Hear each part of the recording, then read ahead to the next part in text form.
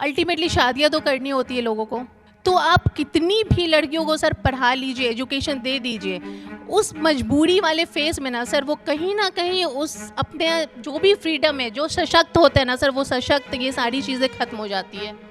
शादी तो लेकिन करनी ही होती है ना सर। ताना जब पड़े तो बुरा तो लगना होता है ना सर। बुरा मानना तो जरूरी है ना सर। इनके सामने जो खड़ा हुआ उससे कह रही है पर शादी तो जरूरी होती है ना सर।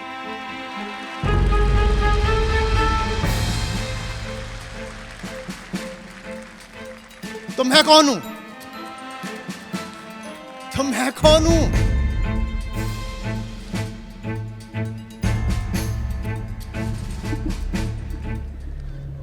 कोई किसी के सामने दबना मंजूर नहीं करता, हमेशा सौदा किया जाता है। अगर कोई किसी से दब रहा है तो सिर्फ एक वजह होगी, तो रोते रहो मजबूरी का रोना, जिन्हें करना है वो कर लेते हैं। मैं क्या गलती, मुझे वो जबरदस्ती मेरी शादी कर दी। अरे जवान हो, मजबूत हो, उठो, भाग जाओ।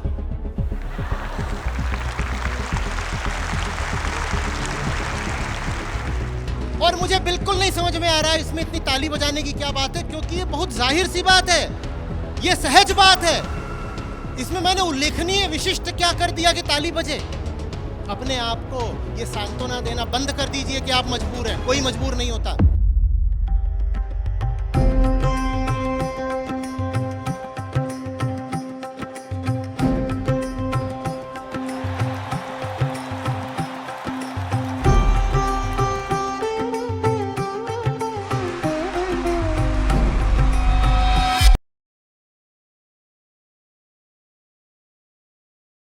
सर आपने तो बहुत सारी बातें बोली कि विमेन एम्पावरमेंट, नारी सशक्त, सब कुछ बोला आपने। जैसे फॉर एग्जांपल सर कि अगर कोई माँ बाप अपनी बेटियों को एकदम अच्छा हैवी एजुकेशन एंड बहुत अच्छे लेवल पे ले जाते हैं, अल्टीमेटली शादियाँ तो करनी होती है लोगों को। मैं एक लाइव एग्जांपल दे रही हूँ सर, मेरी एक फ्रेंड का, उसकी शादी हुई उसके घर में, उसकी भाभी हाउसवाइफ थी और वो वर्किंग थी। उसमें होता क्या था, उसकी भाभी हर दिन अपनी सास को तेल लगाती थी सर, बस बैठ के ऐसे हाथ से सहला रही है, उससे उसके दर्द नहीं निकलते थे। लेकिन जो मेरी फ्रेंड है वो दिन भर ऑफिस से करके शाम में घर आती थी और उसको वो ताना दिया जाता था कि वो तो अपनी सास का सेवा करती है, तुम क्या करती हो। तो आप कितनी भी लड़कियों को सर पढ़ा लीजिए, एजुकेशन दे दीजिए, उस मजबूरी वाले फेस में ना सर वो कहीं ना कहीं उस अपने जो भी फ्रीडम है, जो सशक्त होते हैं ना सर, वो सशक्त ये सारी चीज़ें खत्म हो जाती है। उस पर आपका क्या राय है सर? नहीं, मैं देख रहा हूं कि आपने कितने सारे अपने अंधविश्वास बता दिए बिना ये देखे कि आप जो बता रही हैं वो अंधविश्वास के अलावा कुछ नहीं है।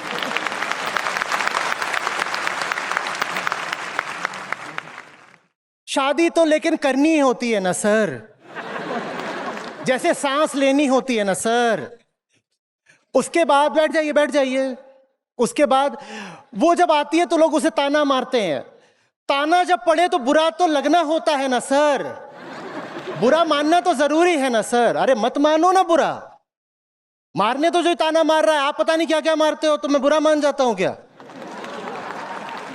आपके सामने जो खड़ा हुआ है, इनके सामने जो खड़ा हुआ है, सोचो सोचो, आंखें कैसे मुंद जाती हैं। इनके सामने जो खड़ा हुआ है उससे कह रही हैं पर शादी तो जरूरी होती है ना सर।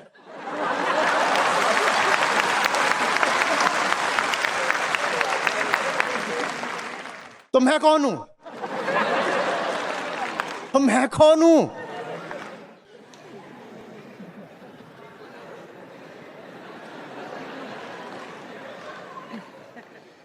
आप खुद बेड़ियां चुने क्योंकि उनमें आपको आपके स्वार्थ दिखाई दे रहे हैं। उसके बाद आप खड़े होकर के मजबूरी का रोना रोएं तो कोई सहानुभूति नहीं मिलनी चाहिए।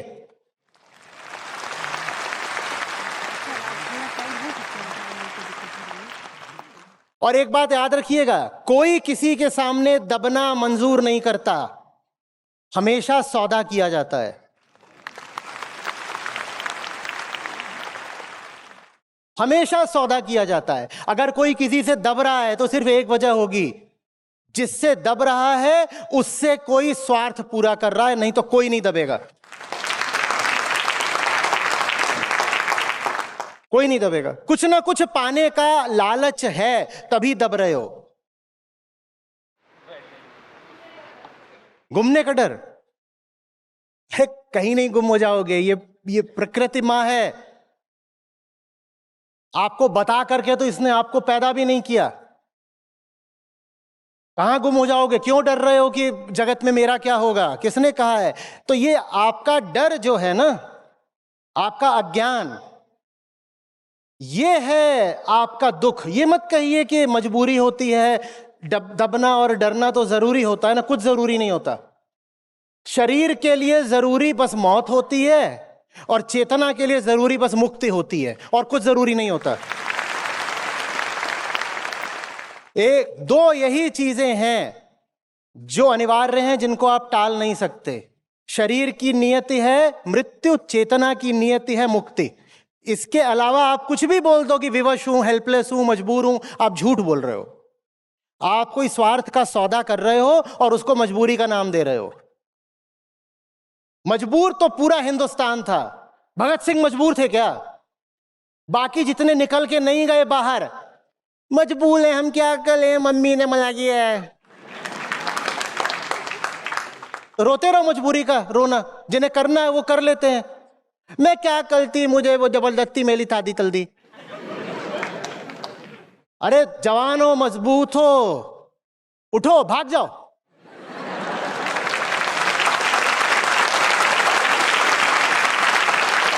और मुझे बिल्कुल नहीं समझ में आ रहा है इसमें इतनी ताली बजाने की क्या बात है, क्योंकि ये बहुत जाहिर सी बात है, ये सहज बात है।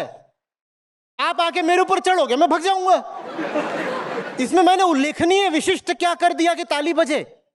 किसी लड़की का उसके घर वाले शोषण कर रहे हैं तो भागेगी नहीं तो और क्या करेगी? ताज्जुब तो इस बात पर होना चाहिए कि आज तक भागी कैसे नहीं। उसको बुलाओ यहां पे मंच पे, जो दबी हुई है, चाहे किसी से भी, पति से, पिता से, घर से, समाज से, किसी से भी दबी हुई है और फिर भी दबना स्वीकार कर रही है, उसको यहां बुलाओ, उसका इंटरव्यू लो। बोलो आप महान हैं, आप रेयर हैं, आप विरल हैं। और जैसे जैसे उसे पूछते जाओगे ना, उसका इंटरव्यू लेते हुए निकल के आएगा कि कोई बहुत गंदा घटिया सौदा करके बैठी हुई है। यूं ही कोई नहीं दबता। अपने आप को यह सांत्वना देना बंद कर दीजिए कि आप मजबूर हैं। कोई मजबूर नहीं होता। बुरे से बुरा क्या होगा? आजादी के लिए पर फैलाओगे, फड़फड़ा के उड़ जाओगे तो मरना पड़ेगा। तो ठीक है, ठीक है, अगर यही आखिरी मजबूरी है तो यह भी ठीक है, यह भी ठीक है, कोई बात नहीं। लेकिन गुलामी नहीं मंजूर है।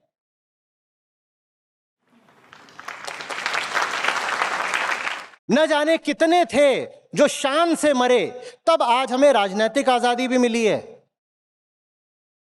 मजबूरी का रोना रोने लग जाते तो कुछ भी जरूरी नहीं था। ना गांधी का सत्याग्रह, ना लाजपत राय को सर पे लाठी खानी जरूरी थी। कुछ भी जरूरी नहीं था। भगत सिंह, सुखदेव, राजगुरु जरूरी था। इतनी सी बात कह रहे थे उनसे, इतनी सी बात कह रहे थे। अंग्रेज क्या बोल रहे थे? बोल रहे थे तुमसे कुछ नहीं चाहिए, बस छोड़ देंगे, बाहर जाकर के दोबारा ये बम वगैरह मत फोड़ना। इतना आश्वासन दे दो, हम छोड़ देंगे, हम तुम्हें जानते हैं। चंद्रशेखर आजाद, न जाने कितने, आप थोड़ा इतिहास पढ़िए, आप भौचक्के रह जाएंगे। कितने ही युवा स्वतंत्रता सेनानी थे जिनको अंग्रेजों ने यह तक कहा कि हम तुम्हारा सम्मान करते हैं, तुम युवा हो, हम तुमको लंदन में पढ़ने के लिए भेजेंगे अपने खर्चे पर, और हम तुम पे कोई दबाव नहीं बना रहे। तुम्हें जैसे जीना होगा जीना, तुम्हें जो विचारधारा रखनी है रखो, बस सशस्त्र क्रांति मत करना। तुम मुंह से कुछ बोलना भी चाहते हो तो बोल लेना, तुम अखबार में लिखना चाहते हो लिख लेना, बस बस बस बस ये मत करना कि तमंचा चला रहे हो, बम फेंक रहे हो। उन्होंने कहा नहीं। अंग्रेजों ने कहा फिर जान जाएगी तुम्हारी, हमें तुम्हें फांसी देनी पड़ेगी। बोले नहीं। मजबूरी कौन सी चिड़िया है? बोलो मजबूरी क्या होती है? बोलो मजबूरी क्या होती है? तो क्या मजबूरी का रोना रो रहे हो?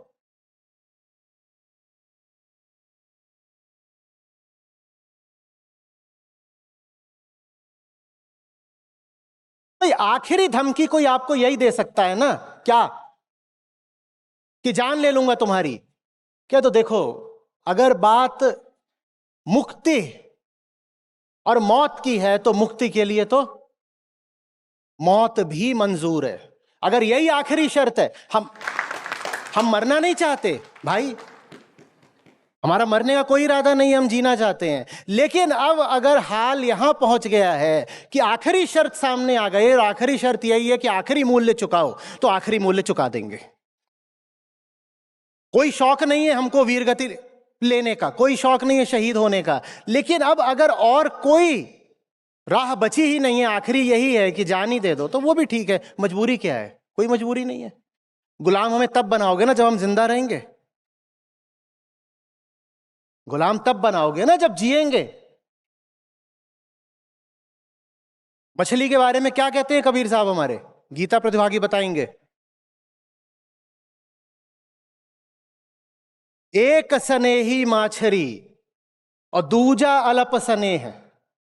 स्नेह माने प्रेम। मछली, एक मछली ही है जो प्रेम जानती है। उदाहरण दिया है, रूपक के तौर पे बनाया है। एक मछली ही है जो प्रेम जानती है। एक स्नेही माछरी दूजा अलप स्नेह। अलप माने अल्प, कम। बोले बाकी सब प्रेम जानते ही नहीं, उनका प्रेम छोटा है। ज्यों ही जल से बिछुड़े झट से त्यागे देह। वो कहती है जीऊंगी तो सागर में आजाद जीऊंगी, यही प्रेम है मेरा, इसी इसी सागर से मुझे प्रेम है। सागर उसकी मुक्ति है, जहां चाहे वहां जाती है। कहती है जैसे ही मुझे तुम सागर से बाहर निकालोगे मैं जीऊंगी ही नहीं, निकाल लो बाहर। तुम ये नहीं कर पाओगे कि मुझे गुलाम भी बना लो और जिंदा भी रख लो, ये नहीं हो पाएगा। मुझे जिंदा रखना चाहते हो तो मुझे आजाद जीने दो।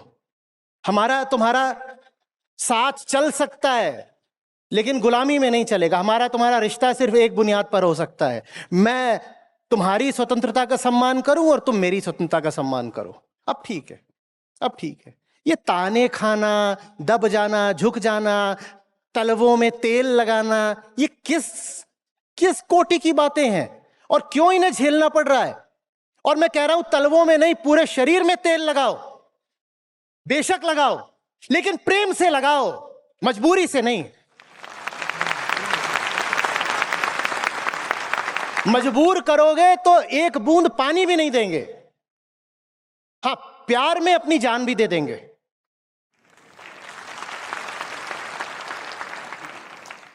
मजबूरी में किया गया काम न प्रेम होता है, न कर्तव्य होता है, न धर्म होता है। वो सिर्फ एक बिके हुए गुलाम की गुलामी होता है। प्रेम, कर्तव्य, धर्म, ये बड़े ऊंचे शब्द हैं और इनका संबंध स्वतंत्रता से है। जो स्वतंत्र होता है वही प्रेम कर सकता है, जो स्वतंत्र होता है कर्तव्य पालन और धर्म पालन सिर्फ वही कर सकता है। जो जो बेड़ियों में जकड़ा हुआ है, आप उसको आज्ञा दे रहे हो चल ये कर, चल वो कर, और वो आपकी आज्ञा का पालन कर रहा है, तो आप ये थोड़ी कहोगे कि अपना धर्म निभा रहा है। झूठी बात।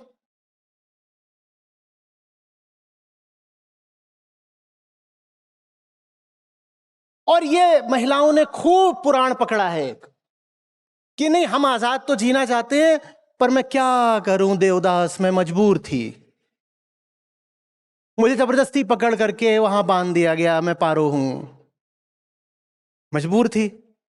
इतनी बड़ी हवेली में है तू, वो हवेली ना होती, झोपड़ी होती पारो, तो तू मजबूर ना होती।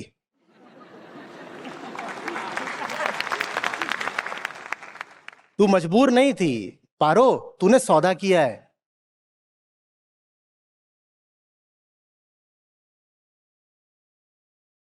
और सौदा करने में और ज्यादा रुचि तब हो जाती है जब भीतर डर का भाव हो कि जल्दी से बिक जा, नहीं तो आगे पता नहीं क्या हो। जल्दी झुक जा, नहीं तो न जाने क्या हानि हो जाए। अरे क्या हानि हो जाएगी, क्या हो जाएगा? साफ साफ बताओ, स्पष्ट बताओ। नहीं झुकोगे तो क्या हो जाएगा? अरे रुको, तो झुकना माने यहीं खड़े हो गए?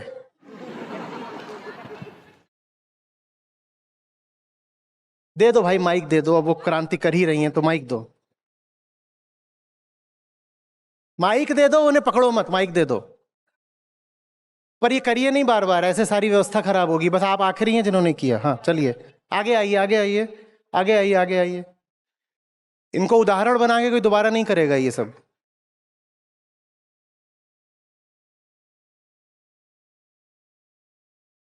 हाँ बोलिए क्या? अरे माइक तो दो पहले।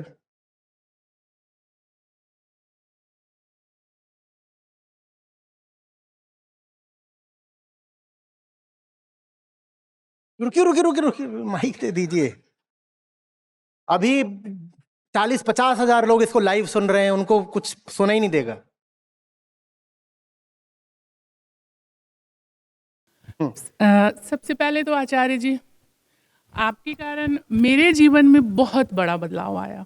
हम बहुत छोटे जगह से हैं और हमारी परवरिश बहुत ही मतलब बस माँ बाप कहें वही करना है। जब मेरी शादी हुई तो बहुत कम उम्र में मेरी शादी हुई और माँ बाप ये कहते अगर शादी तुम नहीं करोगी तो हम अपनी जान दे देंगे। तो इसमें फिर क्या करें आचार्य जी? मैं तो अपनी जान देने के लिए तैयार हूँ, बट जब माँ बाप अपने जान देने पे आ जाएं तो क्या करें? जिसकी जान इतनी सस्ती हो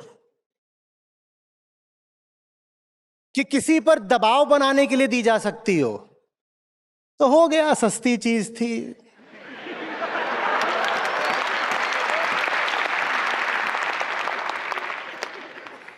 दुख की बात है, शोक संदेश है, अब क्या क्या कर सकते हैं। एक प्रश्न पूछ रहा हूं आपसे, कितने तो आप लोग नादान होती हैं, एकदम मासूम होकर खड़ी हो जाती हैं। आंकड़े उठाइएगा, बार बार बोलता हूं, facts are the door to truth.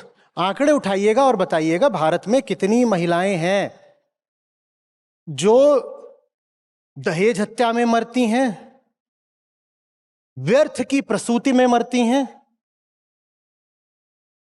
और कितने महिलाओं के माँ बाप हैं जो दबाव बनाने के लिए मरते हैं।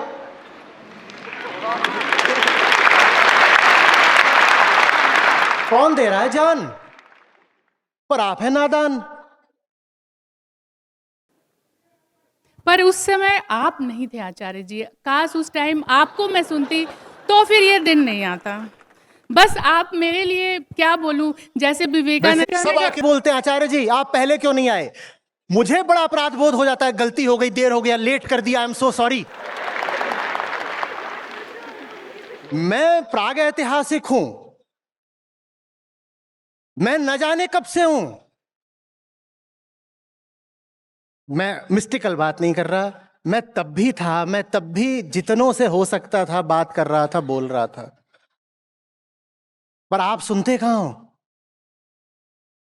खैर वो दूर की बात है, वो व्यक्तिगत लाने की कोई जरूरत भी नहीं है। लेकिन ये बात बहुत अच्छे से समझ लो, कोई आप पर दबाव बनाने के लिए ये सब नाटक करे ना, नस काट लूंगा और ये कर लूंगा वो कर लूंगा, तो थोड़ा आंकड़े देख लिया करो, आंकड़े देख लिया करो। माँ बाप के दबाव में आकर के ये जो लड़कियां ब्याह दी जाती है ना, मरती ये हैं, माँ बाप नहीं मरने वाले। ये मेरा व्यक्तिगत मत नहीं है, ये ठोस आंकड़े हैं। उसको तो पकड़ करके ब्याह दिया, अब उसके साथ जो कुछ होगा वो माँ बाप झेलेंगे क्या? आमतौर पे ऐसे मामलों में अजनबियों के साथ ही ब्याह दिया जाता है। पहली ही रात से अजनबी जो कुकृत्य शुरू करेगा वो मां झेलेगी। और ऐसी शादियों में अक्सर दहेज का भी योगदान होता है। वो जूते खाना, वो गालियां खाना, वो सब माँ बाप करेंगे अब। पर मेरी शादी बिना दहेज की हुई थी आचार्य जी। दुल्हन ही दहेज है। अच्छी बात है, अच्छी बात है, हुई थी तो। पर मतलब क्यों अब ये बात क्यों कि या तो कह दीजिए कि मेरी शादी अच्छी चल रही है, हाँ अच्छी तो चल सब ठीक रही है, फिर बहुत मेरा अच्छी। उसमें क्या काम है। नहीं आचार्य जी, आपके कारण ही अच्छी चल रही है। बस आपका जो मेरे जीवन में महत्व है वो बस मैं समझ सकती हूँ। वैसे आपको एक बात बताऊं, मेरे कारण शादियां बहुत बहुत अच्छी चल सकती हैं, बहुत सारी, बहुत हजारों लाखों में अच्छी चल भी रही हैं, पर सिर्फ तब जब दोनों लोग मेरे साथ हों। जी मेरे हस्बैंड भी आपको बहुत बस इसीलिए जहां पर स्थिति ये बनती है कि कोई एक जना सुनता है, साथ रहता है, वहां फिर तनाव आता है, वहां तनाव आता है। और विशेषकर अगर पत्नी सुन रही है और पतिदेव उचटे हुए हैं, तो फिर वो सब इल्जाम लगते हैं कि घर तोड़ते हैं और ये सब। शादी बहुत बहुत अच्छी चलेगी। धर्म का काम ही है रिश्तों को ऊंचाई देना, रिश्तों को वास्तविक प्रेम देना। ये धर्म का ही काम है। लेकिन उसके लिए फिर दोनों ओर से सहभागिता होनी चाहिए। आगे बढ़िए।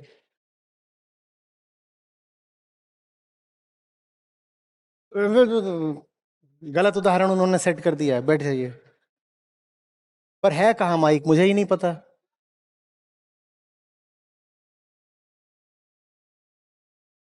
माइक कहाँ है?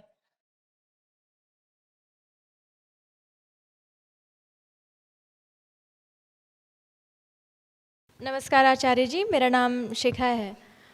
और आज के समय की अगर मैं बात करूं तो जब भी मैं सोशल मीडिया खोलती हूं, खासकर इंस्टाग्राम, तो मैं देखती हूं कि आज की महिलाएं काफ़ी ज़्यादा आधुनिक नज़र आती हैं, एक आत्मविश्वास से भरपूर नज़र आती हैं।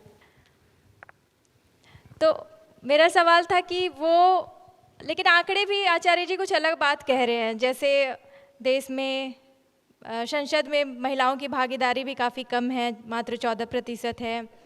फिर जो सूचकांक है हमारा जेंडर इक्वालिटी का, आय में भी अगर पुरुषों की तुलना में महिलाओं को कम वेतन दिया जाता है समान काम के लिए।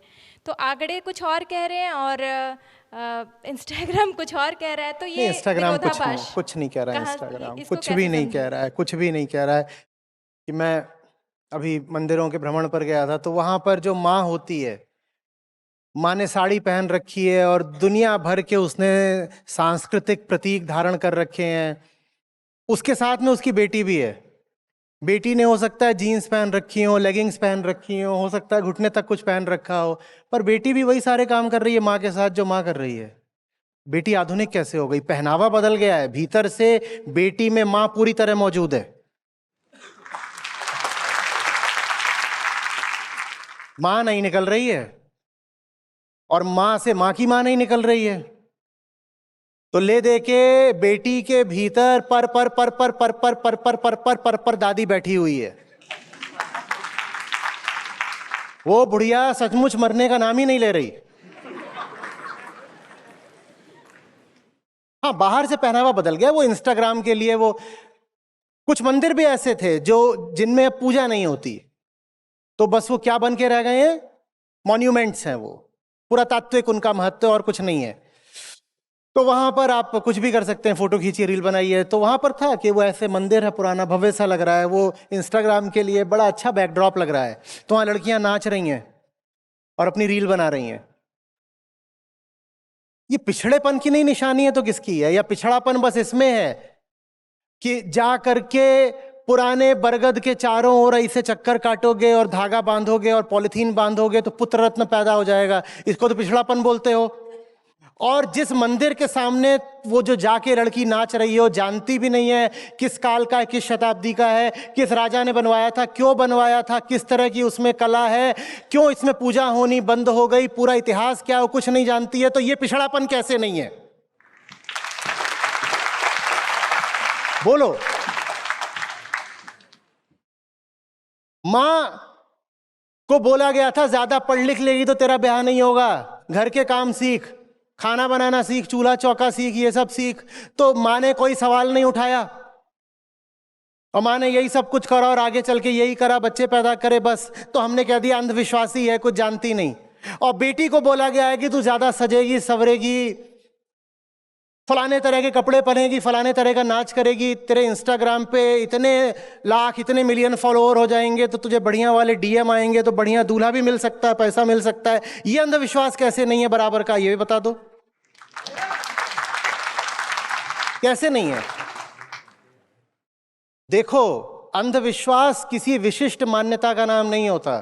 मैं आपसे बार बार कहता हूं, the ego is the first superstition. जहां अभी भीतर अज्ञान है, वहां आप जो भी मान रहे हो वो अंधविश्वास है। पहनावा बदल सकता है, भाषा बिल्कुल हो सकता है कि मैथिली से पहले खड़ी बोली हुई, फिर अंग्रेजी हो गई, फिर एक्सेंट वाली अंग्रेजी हो गई। भाषा बदलने से बोलने वाला थोड़ा ही बदल गया, शब्द बदल गए हैं बस। बात अभी भी तुम्हारे उतने ही अज्ञान से आ रही है। तो ये कहना कि जो मॉडर्न गर्ल है वो सुपरस्टिशन से फ्री है, बिल्कुल भी ऐसा नहीं है, बिल्कुल नहीं है। वो मॉडर्न नाम की है, उसकी बिल्कुल वही एंजाइटीज हैं, बिल्कुल उसी तरह की असुरक्षाएं हैं, डर हैं और कामनाएं हैं जो उसकी माँ के होते थे। बस नाम, रूप, रंग, आकार ये सब बदल गया है, स्थिति बदल गई है, जमीन बदल गई है, ये सब बदल गया है, बाकी वैसी ही है वो भी। देखो, भीतरी बदलाव इतना आसान नहीं है कि बाहरी नियम कानून बदलने से आ जाए। जिन्होंने महिलाओं का बहुत साथ दिया, महिलाओं की आजादी में योगदान दिया, वो भी इतना ही कर पाए कि नियम बदल दिए उन्होंने बाहर के, और बाहर से समानताएं वगैरह दिलवा दी और विद्यालय खुलवा दिए और मंदिर खुलवा दिए, ये सब उन्होंने कर दिया महिलाओं के लिए। लेकिन अगर कोई भीतर से बंधक बनी बैठी है और बंधक ही रहना चाहती है, तो फिर उसे समाज सुधारक नहीं चाहिए, फिर उसे धर्म चाहिए। क्योंकि बाहरी सारा अंधविश्वास हटाने के बाद भी अहंकार के रूप में आखिरी भीतरी अंधविश्वास शेष रह जाता है, उसे तो धर्म ही मिटाता है। भारत को वास्तविक धर्म की जरूरत है, विशेषकर भारतीय महिलाओं को। मैं बहुत बार बोला करता हूं, पूछता ना, Vedant is a woman's best friend.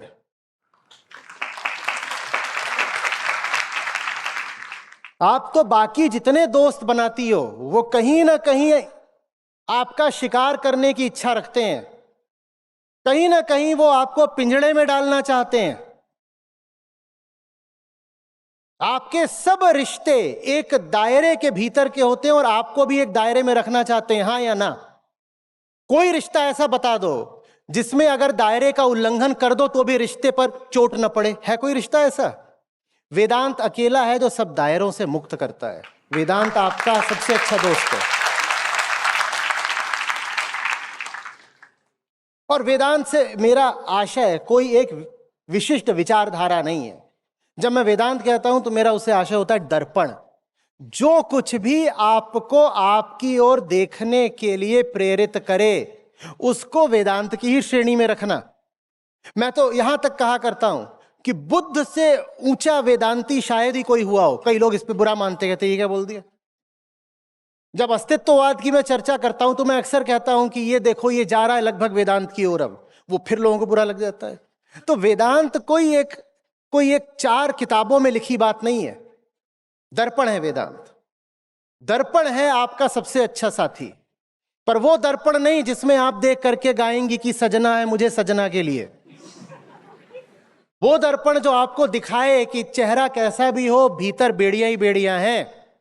बाहर से लग रही होगी सुंदर सजीली, भीतर बहुत कुरूप हो तुम, ऐसा दर्पण चाहिए आपको। आ रही बात समझ में? सौंदर्य तो बस स्वतंत्रता में ही होता है ना। आप स्वतंत्र नहीं तो आप सुंदर कैसे? मेकअप करने से या कुछ और करने से थोड़ी सुंदर हो जाओगे।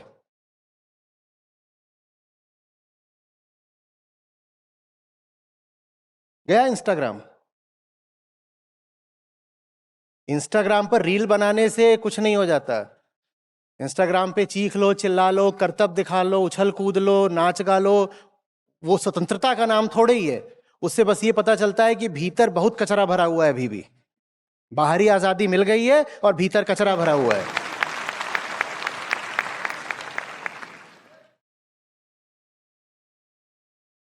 बोलिए। नमस्ते आचार्य जी, सॉरी मैं यहाँ तक आ गई। मैं आपसे ये सपोर्ट मांगने आई हूँ। मैं चाहती हूँ कि एक क्रांति हो महिलाओं के द्वारा, और ये क्रांति इसलिए है कि हवाओं में विष है, पानी में विष है, खाने में जहर है, तो हम इसे कितना इग्नोर करें। और मन की शांति से अगर ये हो जाएगा तो कैसे होगा अगर हम क्रांति नहीं करेंगे तो करिए ना क्रांति।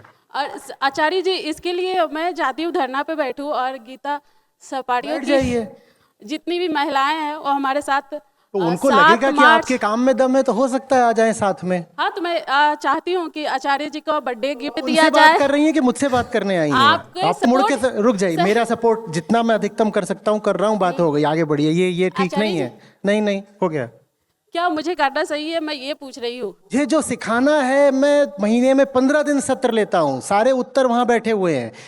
वरना तो प्रत्येक व्यक्ति के 10 विशिष्ट व्यक्तिगत प्रश्न हैं, उनका कोई उत्तर नहीं होता। ऐसे प्रश्न पूछिए जो सार्वजनिक हो, जिससे सबको लाभ हो।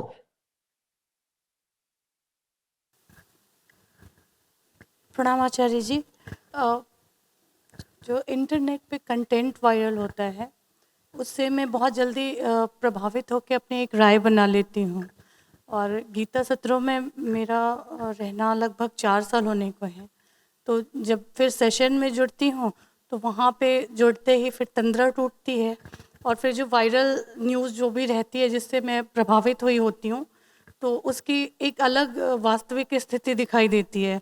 तो मेरा प्रश्न ये है कि जो भीड़ की जो सोच है कंटेंट के रूप में, वायरल कंटेंट के रूप में, तो क्या उसके कारण मेरा जो बुद्धि विवेक है वो कम होता जा रहा है? उल्टा है ना, वायरल कंटेंट तो सबके लिए है, सब थोड़ी उससे प्रभावित हो जाते हैं। आप चुनते हो उसको देखना और फिर उससे प्रभावित होना, आप चुनते हो। आप उसको दोष दे रहे हो कि वायरल कंटेंट ने मेरा बुद्धि विवेक क्षीण कर दिया। वायरल कंटेंट का दोष पहले थोड़े ही है। बार बार मैं आपको आप तक ही वापस लेकर जाता हूं, मेरा काम है आपको आप तक लौटाना। पहला दोष वायरल कंटेंट का नहीं है। इतना कंटेंट है दुनिया में, 1 मिनट में सोशल मीडिया पर हजारों या लाखों घंटे का कंटेंट अपलोड होता है। अभी 1 मिनट बीता ना, इस 1 मिनट में सोशल मीडिया पर शायद लाखों घंटे का कंटेंट अपलोड हो गया। तो आप चुनते हो कि उसमें से आपको क्या देखना है। ये मत बोलो सोशल मीडिया अच्छा है कि बुरा है, दाया है कि बाया है। आप चुनते हो कि आप उसमें से क्या देख रहे हो। आपने जो कुछ देखा होगा, मैंने तो नहीं देखा ना। मैंने क्यों नहीं देखा? क्या मैं ब्लॉक्ड हूं? नहीं, पर नहीं देखा, मैंने नहीं देखा तो एल्गोरिदम को दिख गया कि ये नहीं देखते हैं, तो वो मुझे दिखाता भी नहीं है। या आपके पास व्हाट्सएप ग्रुप्स में इस तरह की चीजें आती हैं, मैं किसी व्हाट्सएप ग्रुप में हूं और वहां इस तरह का सामान आने लग जाए तो मैं वो ग्रुप ही छोड़ दूंगा। तो दोष सोशल मीडिया का है, फेसबुक इंस्टाग्राम का या व्हाट्सएप का, या हमारा है? फिर चलो आदमी है, कभी गलती हो जाती है, कभी कोई चीज देखी और उसको परखा नहीं, उस पर यकीन कर लिया। एक बार दिख गया कि जिस स्रोत से झूठी सामग्री आती है, दूसरी बार उसी स्रोत पर आंख मूंद कर क्यों विश्वास किया? आप एक व्हाट्सएप ग्रुप में हैं, फैमिली व्हाट्सएप ग्रुप पर है, उसमें एक ताऊ जी एक फूफी जी हैं, उनका काम ही है एकदम झूठी बातों वाले व्हाट्सएप फॉरवर्ड भेजना। 1-2 बार आपने रिश्ते का सम्मान करके वो सब देख लिया, पढ़ लिया, शायद मान भी लिया, पर जब सच्चाई सामने आ गई कि ये ताऊ और फूफी सब झूठ भेजते रहते हैं, उसके बाद भी आप उस ग्रुप में हो क्यों, निकल क्यों नहीं गए? और अगर नहीं निकल सकते तो कम से कम उस ग्रुप को आर्काइव में डाल दो, कभी देखो मत उस ग्रुप को। बात आ रही है समझ में? ये सब हमारा चुनाव होता है। एल्गोरिदम टीवी की तरह नहीं है कि उसमें जो आना है वो आना ही है। टीवी आपको देख करके अपना प्रोग्राम तय नहीं करता, कम से कम प्रतिपल वो डायनामिक नहीं होता है। सोशल मीडिया तो आपको देखता है और आपको देख करके तुरंत बदल देता है कि आपको क्या दिखाएगा। आप जा करके उदाहरण के लिए टेनिस की 1 या 2 रील्स देख लीजिए। आप जाइए और टेनिस की 1 या 2 रील्स देख लीजिए और वो आपको बार बार अब टेनिस ही दिखाएगा। आप जितना टेनिस देखोगे वो उतना ज़्यादा टेनिस दिखाएगा। आप एक दिन कुछ मत करिए, सिर्फ टेनिस देखिए, तो आप पाओगे कि वो जो आपकी पूरी फीड होती है वो टेनिस से ही भर गई है। तो आपको अगर झूठ दिखाया जा रहा है तो इसका मतलब ये है कि एल्गोरिदम भी समझ गया है कि आपको झूठ बहुत पसंद आता है। अब क्या करें? अब क्या करें? आपको झूठ पसंद है, इसमें बेचारा एल्गोरिदम क्या कर सकता है? समाधान परीक्षण, इंक्वायरी।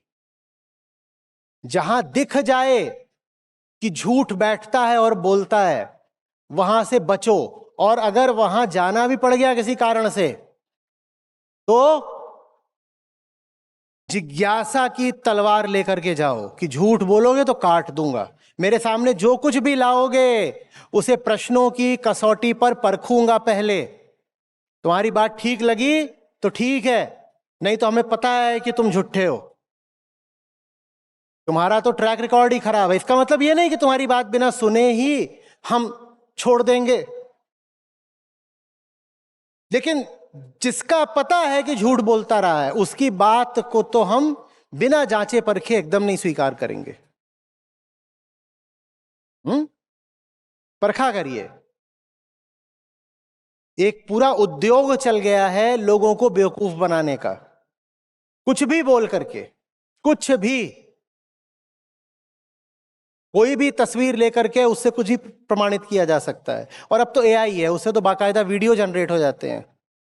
कुछ भी किसी को दिखाया जा सकता है, कुछ भी किसी के बारे में लिखा जा सकता है। आपसे किसने कह दिया कि आप मानिए? आपका डिफॉल्ट होना चाहिए स्केप्टिसिज्म। मैं नहीं मानती, तुम प्रमाणित करो, क्योंकि तुम सूचना लेकर आ रहे हो, तुम प्रमाणित करो। जिम्मेदारी तुम्हारी है कि तुम्हारी दी हुई सामग्री सच्ची है। मैं तो यही मानूंगी कि झूठी है। डिफॉल्ट तो यही होगा कि सोशल मीडिया में है तो झूठ होगा। अगर सच्चा है तो तुम प्रमाणित कर दो, तुम प्रमाणित कर दोगे तो हम मान लेंगे। बिना प्रमाण के हम कुछ नहीं मानते, ये होना चाहिए। हम उल्टा चलते हैं, किसी ने कुछ कह दिया ऐसे आके बताएंगे, अरे पता है अभी अभी अभी खबर आई है, बिना ये बताए कि खबर का स्रोत क्या है। अरे पता है ऐसा हो गया, कैसे हो गया? अरे वो वहां पे वो राम खिलावन बोल रहा था, अरे वो दारू पी के पड़ा हुआ था, उसे सपना आया था, सपने के बाद उठा है, पूरे मोहल्ले में अफवाह फैला रहा है और आप उस अफवाह को फैलाने में सहायक हो रही हैं।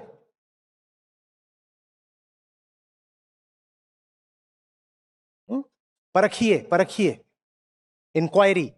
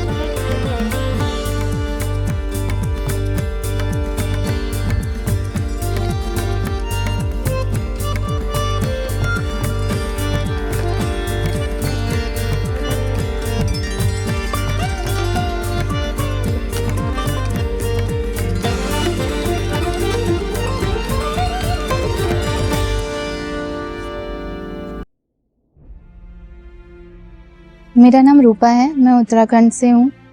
और पहले ऐसा था कि बहुत सारी मान्यताएं, परंपराएं और जो भी हम पे सभी पे थोपी जाती है वो सारी चीज़ें करके देखी।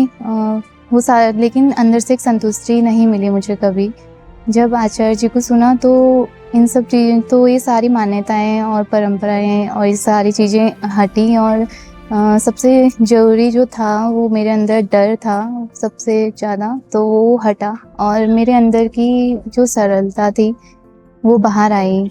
और आचार्य जी ने मुझे बहुत कुछ दिया है, उसके साथ मुझे मेरी ही चीज़ें लौटाई हैं, मेरे अंदर की ही सरलता और मेरे अंदर की ही सच्चाइयाँ मुझे लौटाई हैं।